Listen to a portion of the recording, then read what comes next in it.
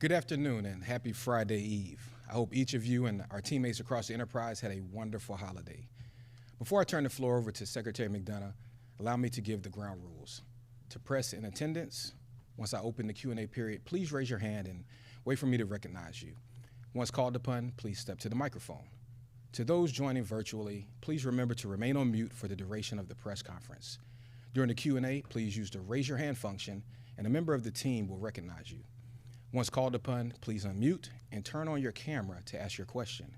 Please remember to return to mute following your question. Today is our final press conference of the year, and we've invited two of our friends to join us, Mike Fisher and Dr. Samuel Garcia, to chat vet centers and highlight the remarkable work our teammates continue to do for veterans across the country. Again, thank you for joining us, and I now turn the floor over to Secretary McDonough. Great. Terrence, thanks, and hello, everybody.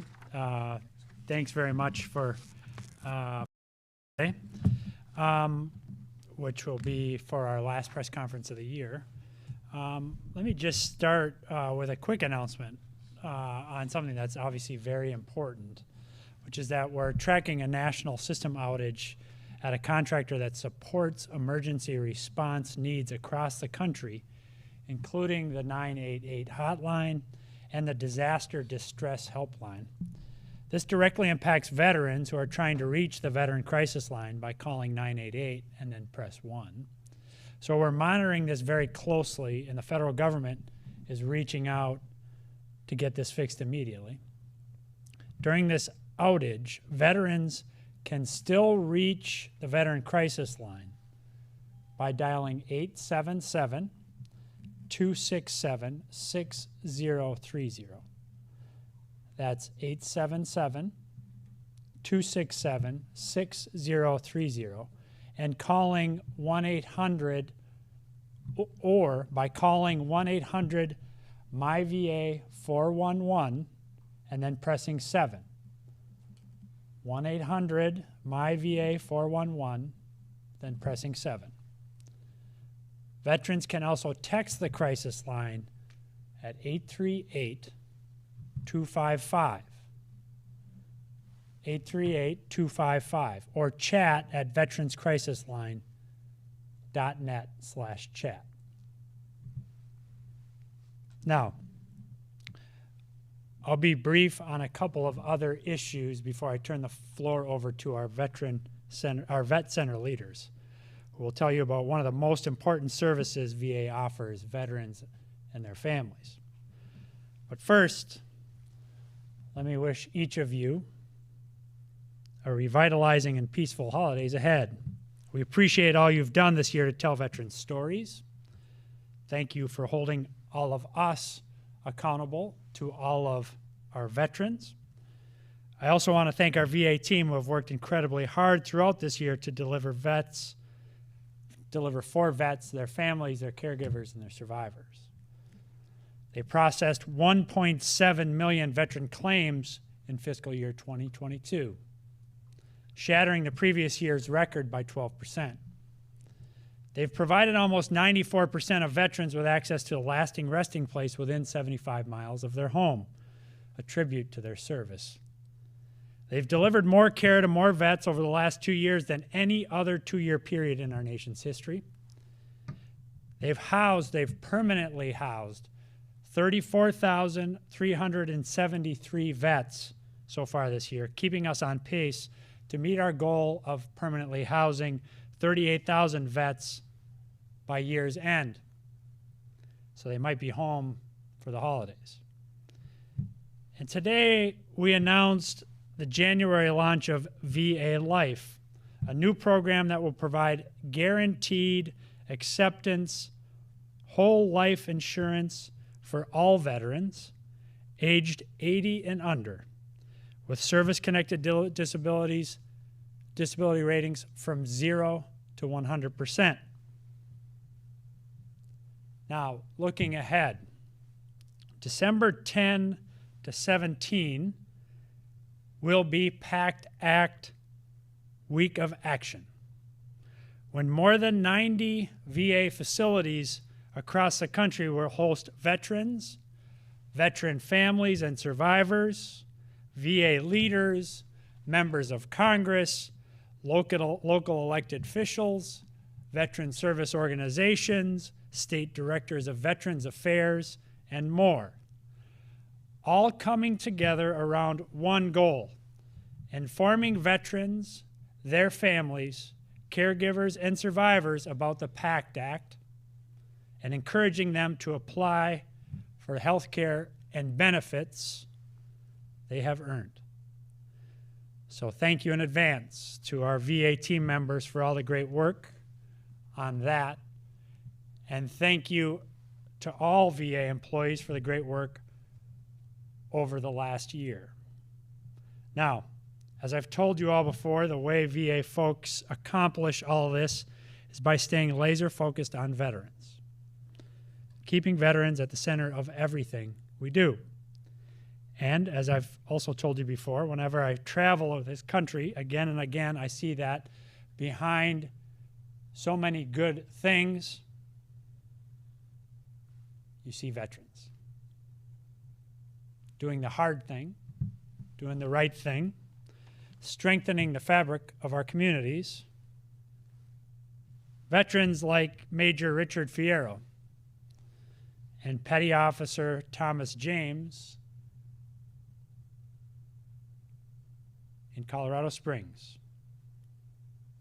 Good, decent, heroic people who do so much to build us up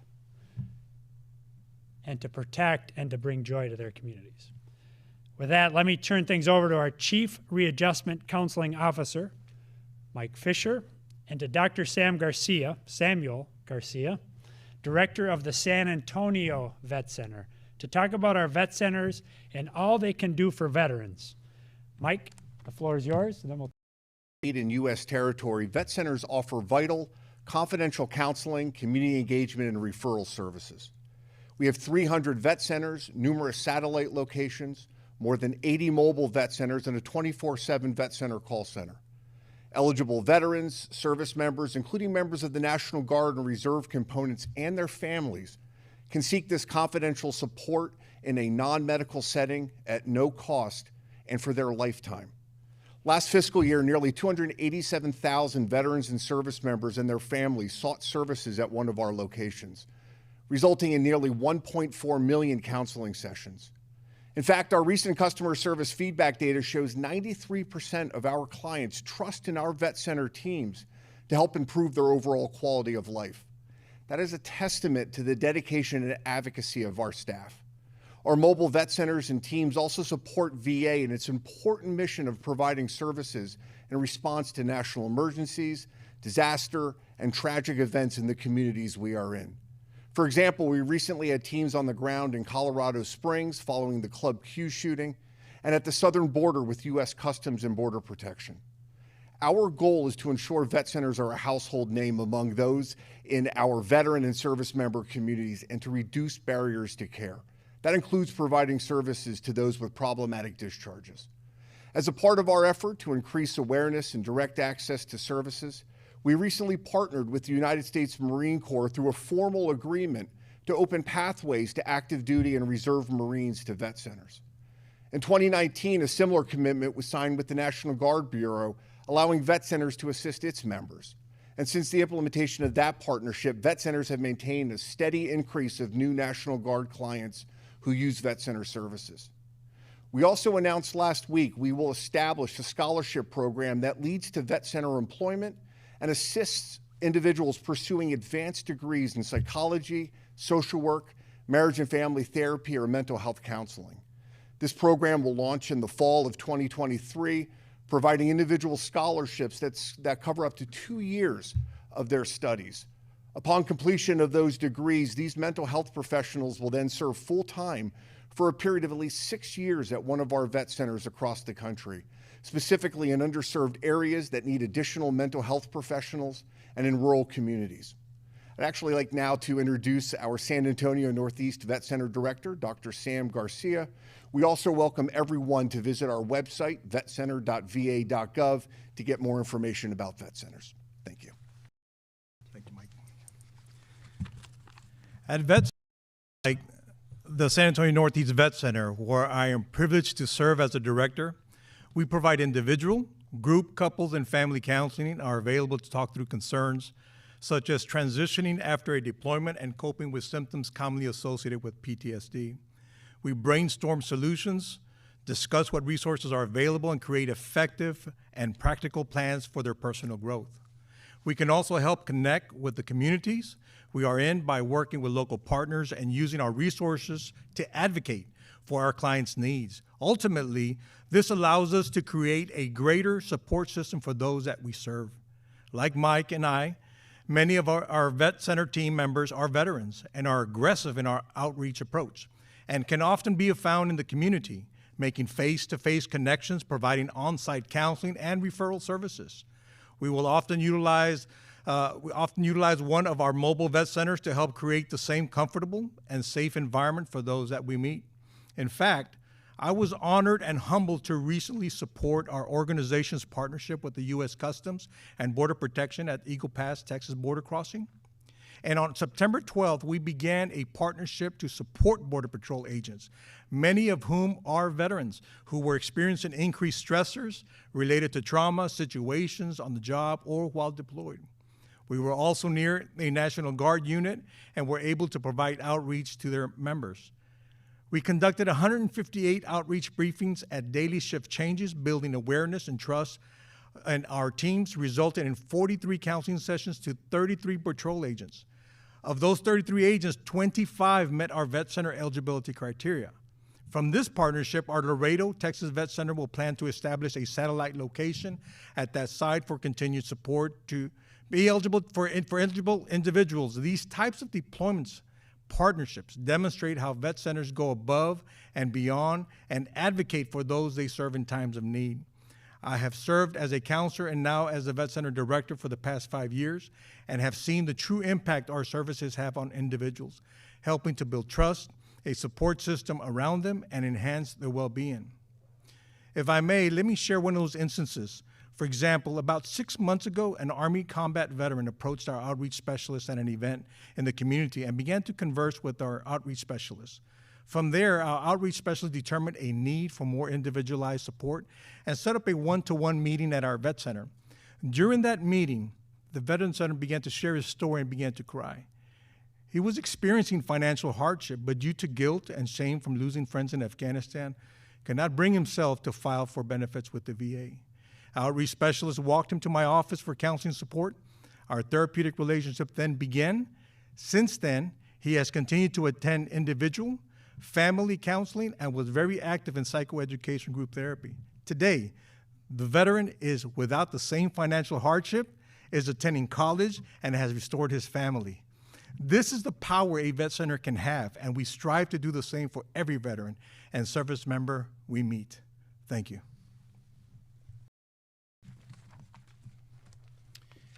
Mr. Secretary, gentlemen, thank you. We'll for questions. Mr. Leo Shane.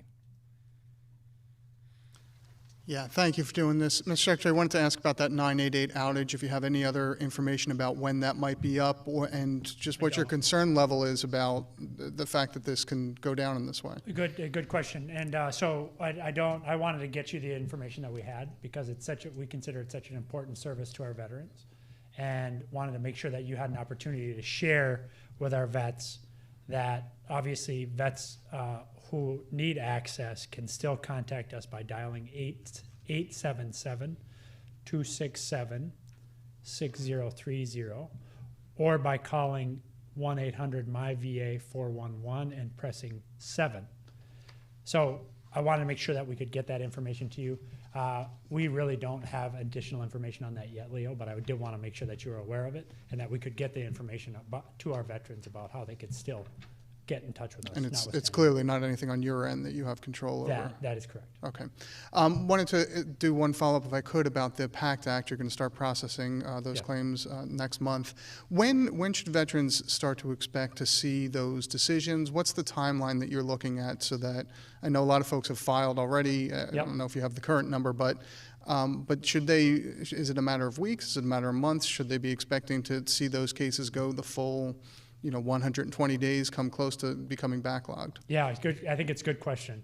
I want to say three things about this, Leo. One, it's difficult until we dig into each of the cases to know how quickly we can resolve them. Some cases will be resolved in days, some in weeks, some in months. So that's the first thing is, please bear with us. Some will be resolved quickly, some will take longer. Second, we will remain in close contact with veterans as they've filed so that they're not wondering what's happening. One of the real challenges, I think, that our veterans experience is when they have no feedback and it's kind of radio silence. So this is why we want to continue to stay in touch with you all, stay in touch with VSOs and others so that we have a two-way communication with our veterans, and obviously staying in touch directly with individual veterans. Third, we are also changing our rules to allow for partial payment on claims. So say, for example, a veteran files a package that has up to 10 claims in it, and we can resolve 3 quickly. But the remaining will take some additional time. We will make that initial ruling, begin paying those benefits immediately, and then go back to working on the rest of the claims. So that's consistent, obviously, with keeping an open line with those veterans, but also trying to make clear that we are working the case, and as we can close issues, get them out the door, we will do that. And when does that go into effect, the partial payments? That will go into effect at the same time as we roll out begin processing the claims in January. All right, great. Thank you. You're welcome. We'll go to Quill Lawrence. Quill, you there? Yeah, Terrence. Thanks very much for holding this. I wanted to ask, and I appreciate you all sending a statement on the lawsuit that was filed by Yale Law School and Conley Monk. I want to ask the Secretary, first of all, for a reaction about this information that even up to the last years available, there is still a statistically notable, significant higher rate of refusal for benefits for Black veterans than there are for white veterans. I'm just wanting some reaction about this, this not being ancient history, this being up to the latest year the VA has. And I'd love more details about the study you mentioned, when we can expect to see some results and movement on that. Thank you. Yeah, thank you very much, Quill. I've said to you all that when the president called me and told me to take this job, he explained the job description succinctly, saying that my job is to fight like hell for veterans.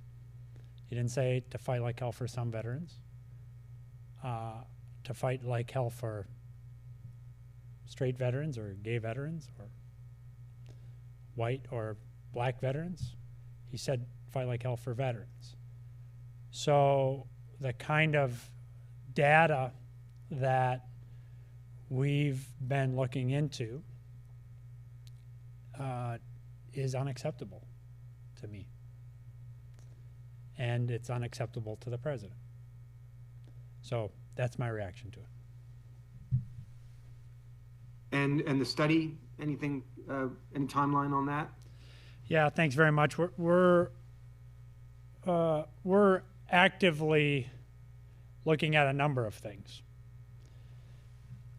The fact is that we believe that there has been wrongs in the past, some of which we've identified, and we're going to right those wrongs. We'll stop at nothing to do so.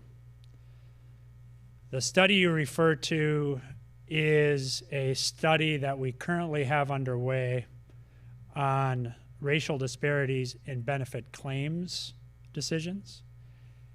We'll publish those results as soon as we have them. I don't have them yet, and I don't have a particular timeline yet for you, but I can tell you that this is an issue that we've been pressing on with some urgency now for some time. But we're also not waiting for that conclusion, the conclusion of that study, to take action.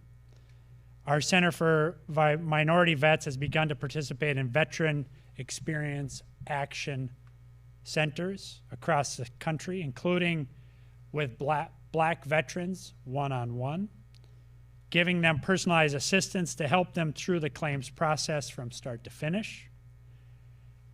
Between April and June of this year, the months for which we have the most recent data, VA helped more than 650 black vets at these events, garnering, as we know from the V signal out of those events, an 80% trust score. We plan, obviously, to help more. Additionally, we're taking steps to ensure that our claims process battles institutional racism rather than perpetuating, reevaluating our policies to equitably serve our veterans who were wrongly given other than honorable discharges, and proactively reaching out to veterans with other than honorable discharges to make sure that they know that they may be able to access VA benefits and health care notwithstanding that. I will say I was also quite moved to hear both Mike and Sam talk about the vet center policy on veterans with, as Mike called them, troubling discharges. So I just underscore, consistent with those two great leaders' testimony, that the vet center is available for all vets. I hope that answers the question. Quill? Yeah, thanks very much. Thank you, Quill. Christine? Thank you for joining us. Good to be here. This is just a follow-up about the PACT Act. Yes. We wanted to see if you had updated numbers in terms of how many people have filed claims, and then also if you could speak to some concerns that people have of sort of a backlog. This is something new. It's opening the doors. So for people both filing claims related to toxic exposure and also for people filing claims that have nothing to do with that are concerned that their medical or mental health issues will not get met because you'll be dealing with this new item.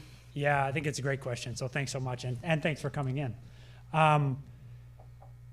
As of this week, so earlier this week, there's been more than 165,000 PACT Act claims filed, okay? The disability claims backlog as of this week, and those are claims that have been pending for more than 125 days. The disability claims backlog right now is at 151,042. 151,042. Now, so that should give you a sense, in the first instance, of the fact that we continue to get claims in. I continue to believe that there are veterans who who either don't know about the new opportunities. That's why we're doing things like the Week of Action next week. 91 events across the country in every state in the union. And why we're continuing to communicate aggressively, including through you all, about this new benefit. But we also think there are still veterans who are weary about applying because they think it may somehow undercut their existing service rating with VA. So in all of those cases, what we're urging veterans is to please get in touch with your Veteran Service Organization, your county Veteran Service Organization here in DC, the DC Veteran Service Organization, and file your claim.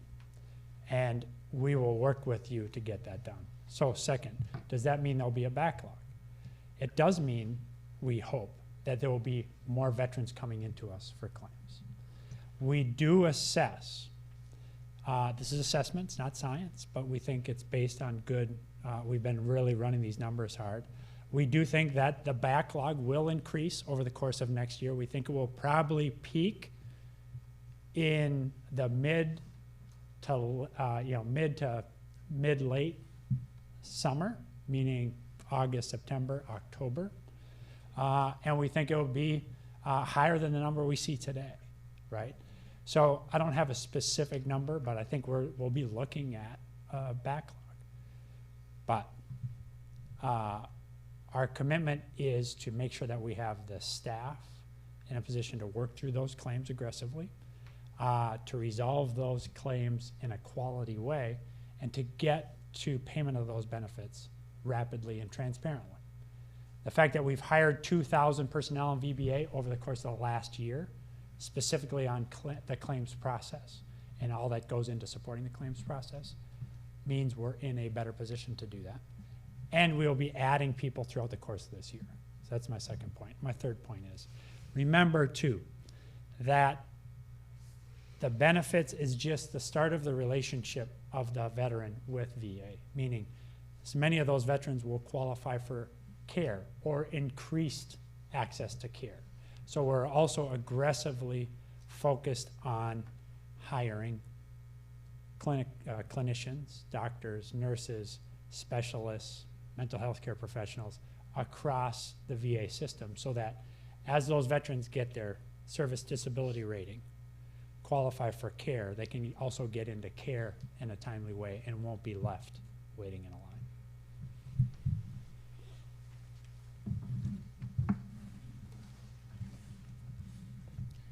And as the boss just chatted about on the health side of the house, and due to our aggressive hiring efforts, sir, we're excited to share that we are looking forward to a record-setting first quarter for net increases in VHA staffing, along with reductions in critical vacancies. So thank you for that question, Christine. Great. Sarah.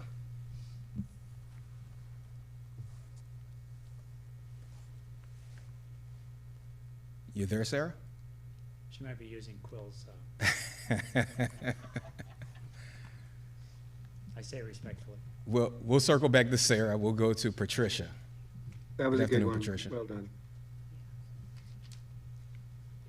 Thank you for doing this. I am curious about the week of action. Yes. What is that going to look like? Is that an open house scenario? And what do you hope to accomplish during that period? Yeah, thanks.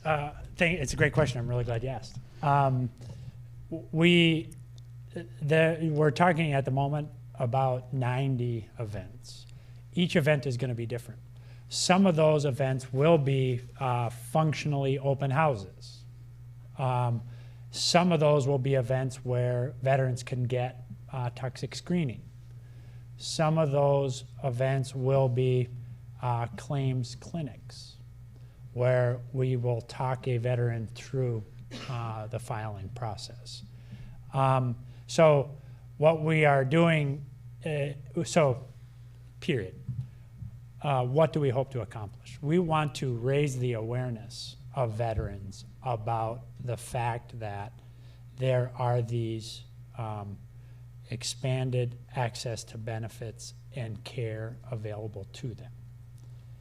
As importantly, we want to explain to communities where those veterans live that these expanded, and to families of veterans, and to trusted stakeholders and interlocutors with veterans, so local VSOs, for example, that these benefits and access to care is available to veterans, so that out of this comes additional veteran participation in the PACT Act process.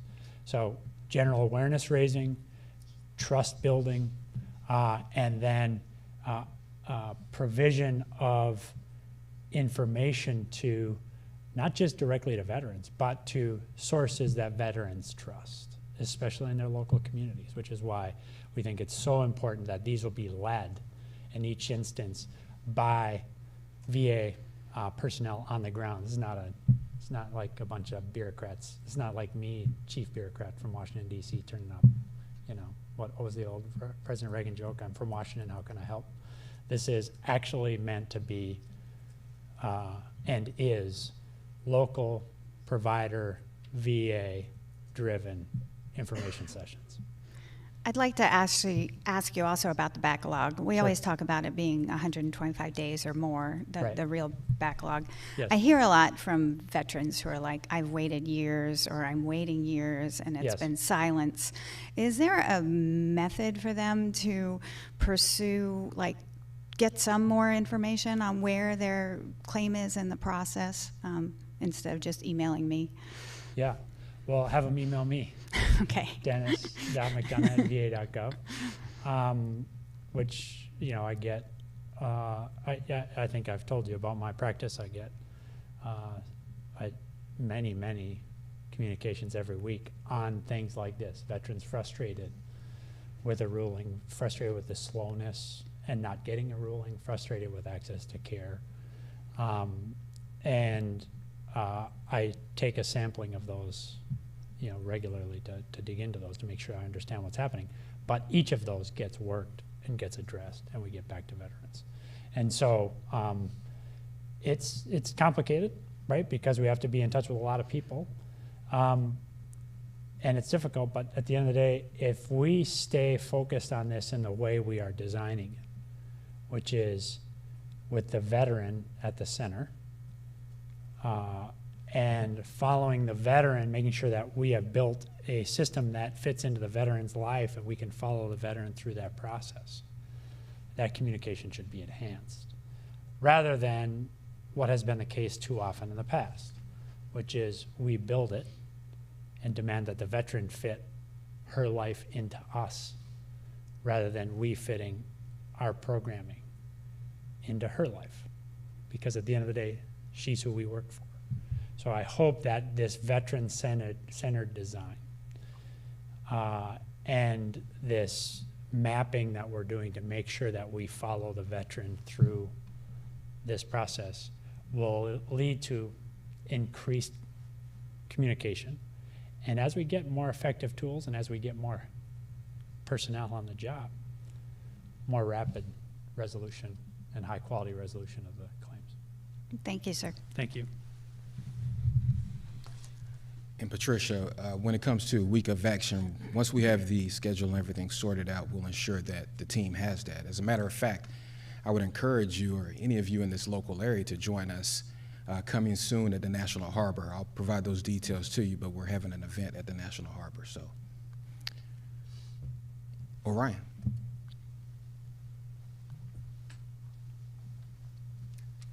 Thank you. Mr. Secretary, I know you were just coming over from the Tribal Nations Summit, Yes.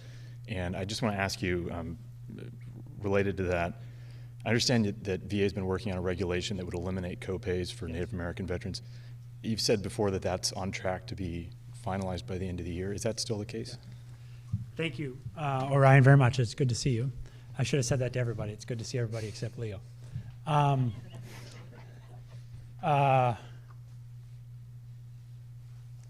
What I've said is the following, that I'm committed to getting it done this year. So we've just been working on it today, in fact. So I remain committed to getting it done. I've given my commitment that it will be done, and I retain that commitment to getting it done. Thank you. So I want to be careful to not characterize where it is for fear of somebody having a different view, but we're working it very, very aggressively, and everybody's fully aware of my commitment. Now, Yeah. if whether or not it's done, whenever it's done, Yes. Would Native veterans be reimbursed for copays made during this current year? It's a good question. So I want to be, this is all going to be subject, to rulemaking. Right. And so I have to be very careful to not, I think even before we announce the rulemaking, I ought to be really careful about characterizing it. So let me just say that I can't really comment on the rule or the process by which we'll get this done if we do it through rulemaking. But I am very mindful of the fact that we're late and that the statute was, I think, initially enacted by Congress and signed by the previous president with the intention of it being operational as of January 1 of 2022. Right.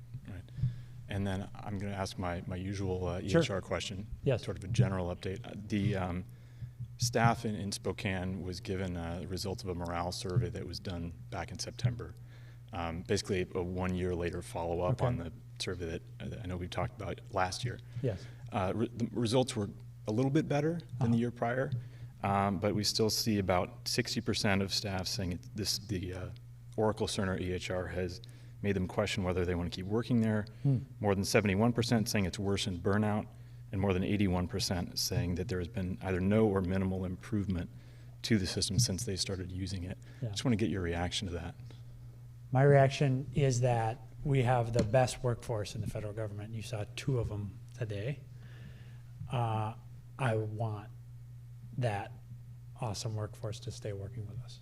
That's my reaction to it, and we're going to keep investing in our personnel and keep making sure that they have the clinical tools to match their clinical excellence to ensure that veterans get the world-class care that they've earned.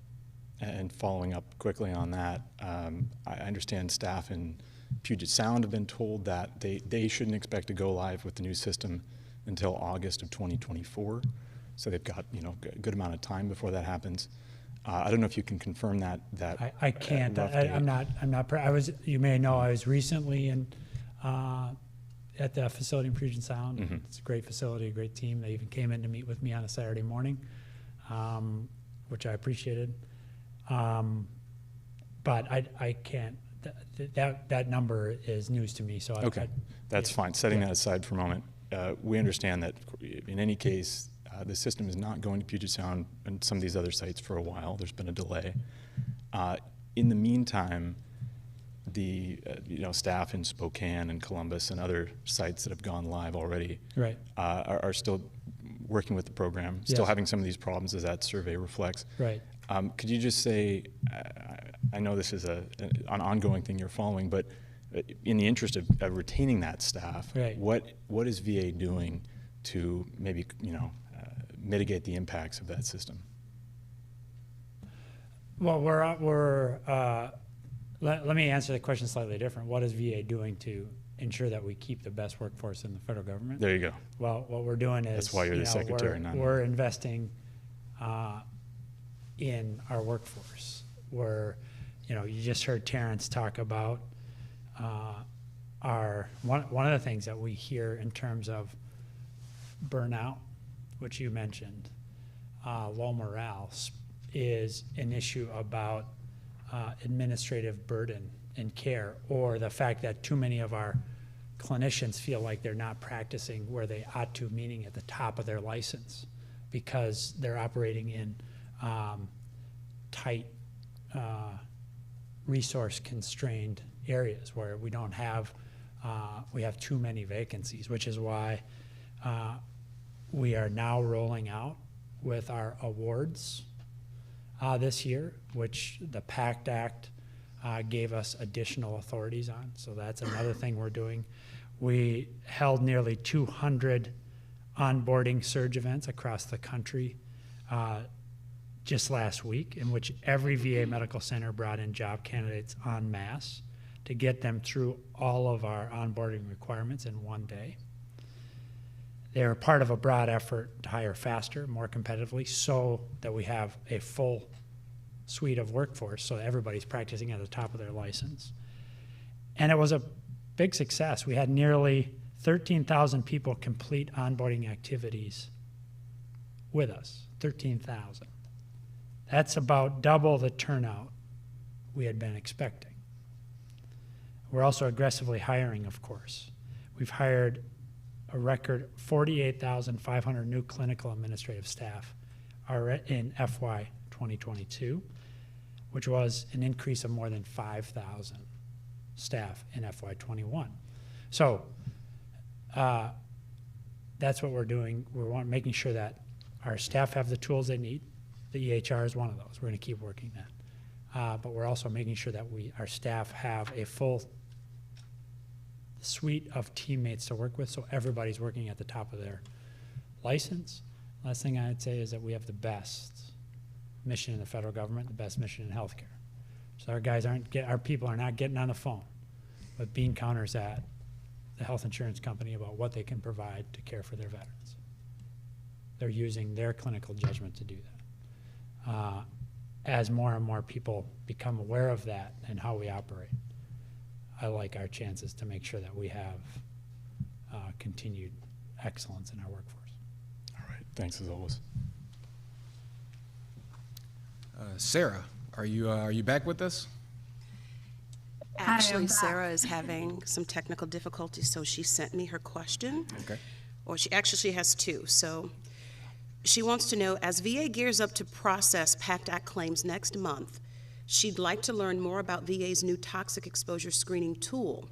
Last month, VA announced that all veterans enrolled in VA healthcare will be eligible for the new screenings, and VA began a pilot that program started in September. So what she wants to know is, what are some of the successes that you have had from that pilot that led you to expand this screening tool, and where do you look to improve it in the future? Well, thank you, Sarah. I wish Sarah would have joined us when we invited the press to watch me go through the toxic exposure screening, but it was a great experience. It's a tool that I believe, as a veteran myself, a combat veteran of the Iraq War, that is very useful and is going to lead to other discussions with my primary care physician. But I'll turn over to the boss. Yeah, but I think that the video of that is still available. Right? It is, sir. Yeah. So Sarah, I know you got another question too. And did I hear your voice come over the line, Sarah, or not? Yes, I'm here, but it's shaky. I have Okay, my video on. you're back. That's great. Okay, cool. Yes. So let me just give you some of the numbers. We began offering toxic exposure screening at every VA facility, every VA medical center on November 8th.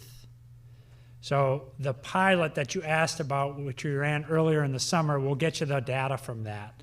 But it wasn't that the pilot was the kind of a requisite to move forward. The law envisioned us starting across the system on the 8th. Vets may undergo the screening at their primary care appointment or sooner if they wish, so they can take their next primary care appointment, or they can schedule a separate appointment. They're asked questions about potential exposure to open burn pits or other hazards commonly associated with military environmental exposure. And the screening, we believe, will help a vet in their long-term health plan and how our care teams will connect them to the follow-up resources. So let me give you some follow-up resources if needed. So let me give you some numbers. As of the 21st of November, we're now on December 1st, so this is 10 days old. 286,400 initial screenings have been completed. 38.6% of veterans report at least one exposure concern. Of those reporting exposure concerns, 16% reported exposure concerns related to burn pits. 15% reported exposure concerns related to Agent Orange. So I hope that gives you some sense of how the size of the implementation cohort to date and what the experience is. As for the individualized experience, I do encourage you to take a look at the video of Terrence's actual toxic exposure screening.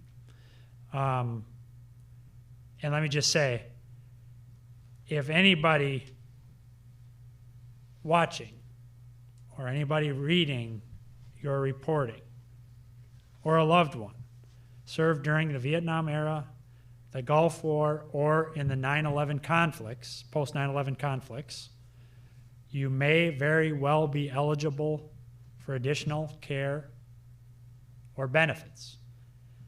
So please visit us at va.gov/PACT or call us at 1-800-MY-VA-411. Thanks so much. And as a quick follow-up, how is VA integrating those screening results into the EHR to have a more holistic view of the patient's record and conditions?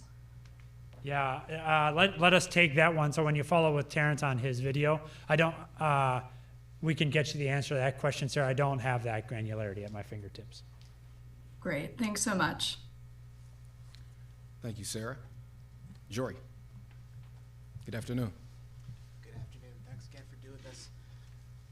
Another follow-up to the workforce and the hiring piece of things. Can you just give us an update on at this point in time, the hiring goals for VA for the year coming up ahead? I think it's a great question, and I think here's what I'd like to do, because I don't have a good set of numbers for you. Let us take that and let us find a time to either brief the team or brief you on that before everybody kind of adjourns for the holidays. Okay. I was going to say we can take it up next month, but it feels like that's a long time from now. So let us make sure that we come back to you with that. Okay, and then just one other related question to that. Yep. You've mentioned that VA is aggressively hiring and Yes. doing the onboarding that you mentioned.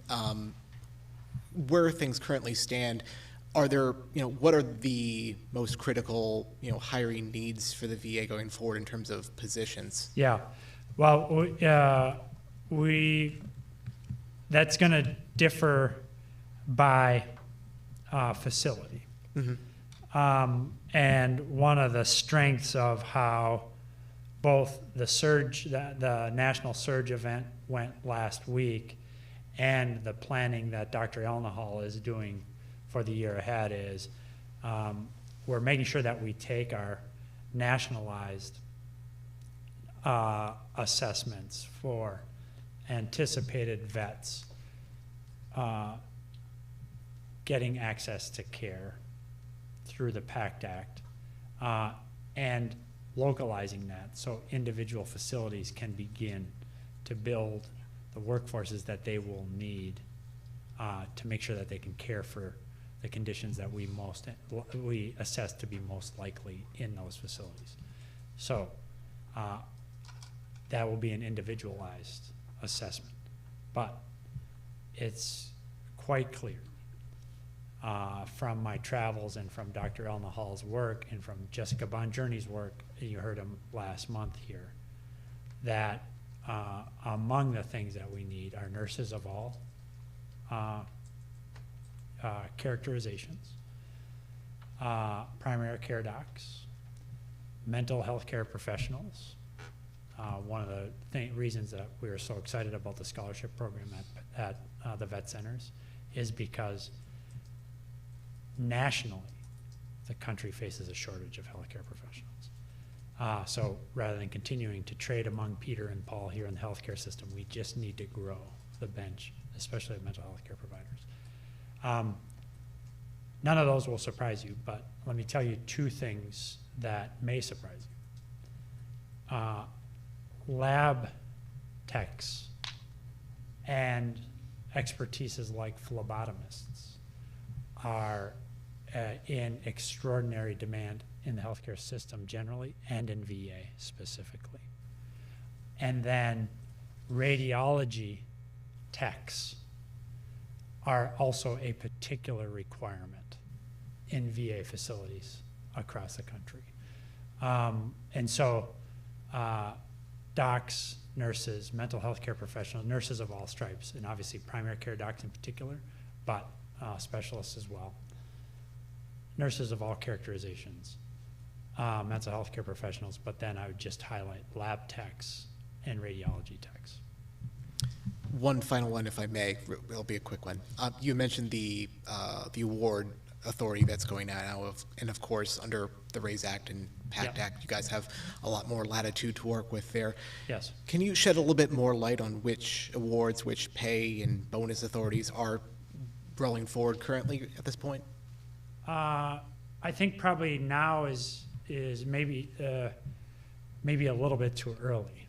Maybe just because our HR teams by administration, I'm sure by RCS, by OINT, the HR functions with the leaders of each of those organizations are going through that right now. But we discussed it at length today. We'll be discussing it again tomorrow. And so I don't have concrete data for you. We will have data, though, early in the new year that will probably be useful for you. Okay. Great. Thanks. And Jory, to kind of continue our display of transparency, I'm actually proud to announce that starting in January, our Undersecretary for Health and Acting Undersecretary for Benefits will hold a monthly media roundtable.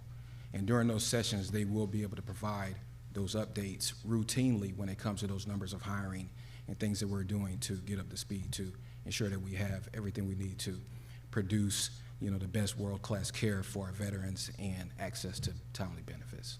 So be on the lookout for that. Any other questions in the room or online? Leo, yes, sir.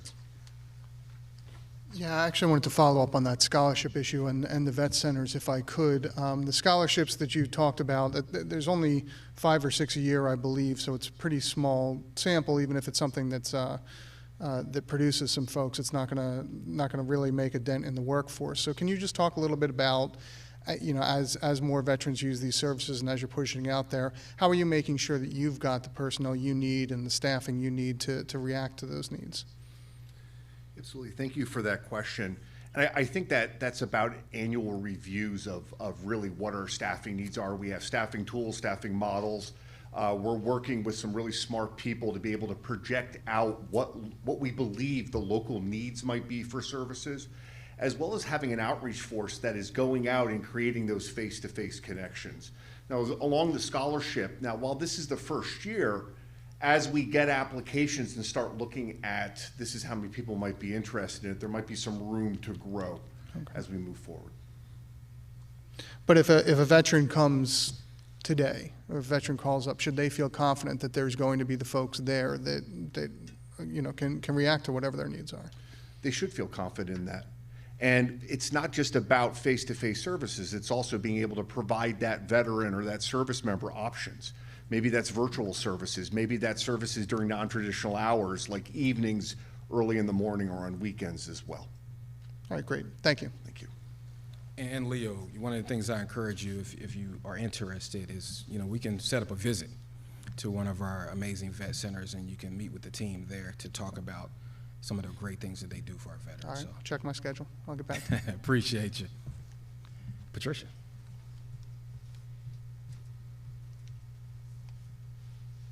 Thank you, appreciate it. Final question from me. When we meet next month, there will have been a change in leadership in one chamber of Congress. I was curious as to whether you could give us an update on how many abortions have been either paid for or performed to date at a VA facility or a community care facility paid for by VA. And if you all are gearing up for any pushback from the next leadership in Congress and the House. Yeah, thanks so much. I don't have any specifics. I think you covered the fact that I testified and gave and told Congress now, I don't know, 6 weeks ago or so, that we had used the authority. I have not followed the use of the authority at that granular level since then, so I don't have an update for you on numbers. As it relates to the next Congress, I believe really strong, and I've said this in this room, I believe really strongly in the wisdom of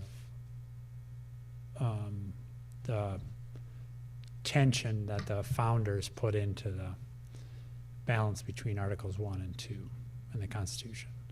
So we've taken really seriously the oversight, our oversight obligations since I got here. And we will continue to take those seriously, irrespective of who runs Congress. We like to believe that we are conducting ourselves more transparently than has traditionally been the case here. We will continue to do so. And, you know, inevitably, whether that's with Democrats or with Republicans, there's going to be places where we disagree, and where we disagree, we'll explain those disagreements and be transparent about them. But ultimately, I believe that the wisdom in the design of that competition between Articles 1 and 2 is that it results in better policies. So we welcome the oversight because it makes us better. Thank you. Okay. Any other questions? All right, well, that concludes today's press conference. I wish you all a happy holidays and a happy new year, and I wish you Godspeed. Thank you, everybody, and we'll see you in January. Thanks, everybody. Thank you. It's late. Appreciate it. Thank you. Appreciate it.